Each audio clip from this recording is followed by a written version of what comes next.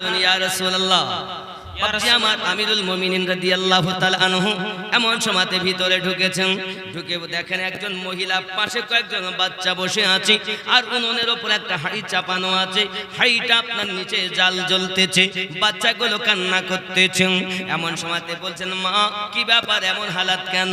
বাচ্চাগুলোকে জিজ্ঞাসা করতেন এমন হালাত কেন? বলে এই কারণে কাঁদি, আমার আর 3 দিন ধরে ক্ষুধার্ত। কয়দিন 3 দিন ধরে ক্ষুধার্ত। এই 3 দিন ক্ষুধার্ত থাকি, বাচ্চাগুলো খেতে চায়, আমি মা কোথা থেকে খেতে দেব? আমি খেতে দিতে পারি না, তাই রাস্তা থেকে পাথর কুড়িয়ে এনেছি। ওই পাথরগুলো আপনার হাড়ির ভিতরে দিয়েছি, তাতে পানি দিয়েছি, নিজে থেকে জাল জ্বালাই, ফুটান্ত আওয়াজ হয়। বাচ্চাগুলোকে বলি, বাচ্চারা তোমরা একটু শান্ত হও, আমি মা তোমাদের জন্য গোশত রান্না করতেছি। বাচ্চাগুলো কাঁদে আর বলে, মা আর সহ্য হয় না, আর সহ্য হয় না।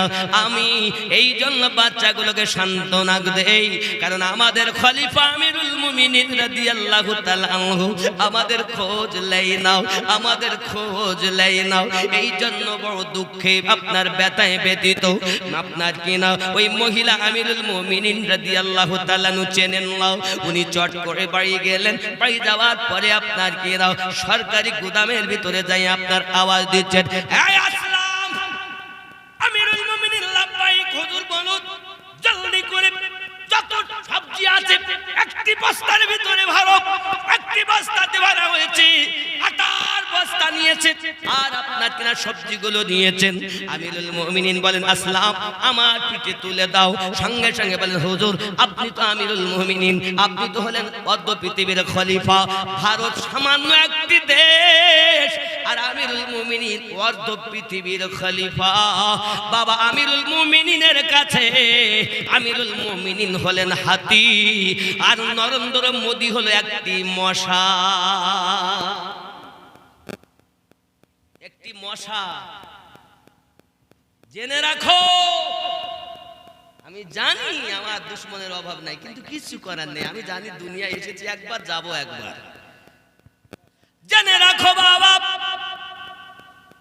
হযরত আমিরুল মুমিনিন রাদিয়াল্লাহু তাআলা যখন এই কথা বলেছেন, আব্বাজি আমার সোনা মানিকেরা, আসলাম বলেন, হুজুর আপনি আমাকে দিন পৌঁছে দেই যেখানে নিয়ে যাবেন। না বাবা না, আমার পিঠে তুমি তুলে দাও। এখন আমিরুল মুমিনিন রাদিয়াল্লাহু তাআলা পিঠে উঠিয়ে দিয়েছেন।